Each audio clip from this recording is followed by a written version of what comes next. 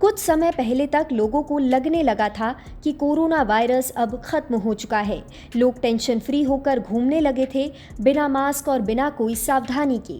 लेकिन अब फिर से कोरोना के केस धीरे धीरे बढ़ने लगे हैं। मिनिस्ट्री ऑफ हेल्थ के ताज़ा डेटा के हिसाब से भारत में 109 एक्टिव कोरोना केसेस हैं। इनमें से 752 केस अभी हाल ही में सामने आए हैं, यानी वायरस पूरी तरह से गया नहीं है, वो अब भी धीरे धीरे फैल सकता है। भारत में इस समय सबसे ज़्यादा कोरोना के केस केरला में मिले हैं। केरला में सबसे ज़्यादा 430 एक्टिव केसेस हैं। इसके बाद महाराष्ट्र में 209, दिल्ली में 104 और कर्नाटक में 47 एक्टिव केसेस रिकॉर्ड हुए। यानी इन राज्यों में वायरस थोड़ा ज़्यादा फैल रहा है, इसीलिए वहाँ ज़्यादा सतर्क रहने की ज़रूरत है।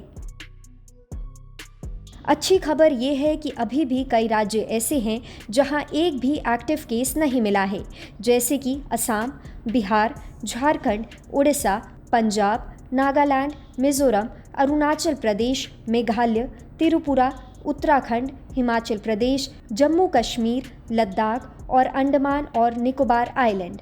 ये वो राज्य हैं जहां कोरोना का एक भी नया केस नहीं आया। हेल्थ मिनिस्ट्री लगातार कोविड केस पर नज़र रख रही है। हर राज्य को सलाह दी गई है कि बेड्स, ऑक्सीजन, मेडिसिन और वैक्सीन्स पहले से ही स्टॉक में हों। सरकार ने कहा है कि अभी कोई घबराने वाली बात नहीं है, लेकिन अलर्ट रहना ज़रूरी है।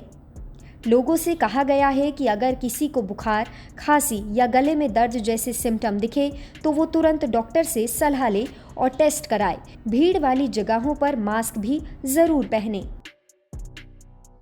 साथ ही सरकार आने वाले समय में वैक्सीनेशन और मॉनिटरिंग यानी निगरानी को और ज़्यादा सख्त करने की तैयारी कर रही है। अगर ज़रूरत पड़ी तो लोगों को बूस्टर डोज भी दी जा सकती है।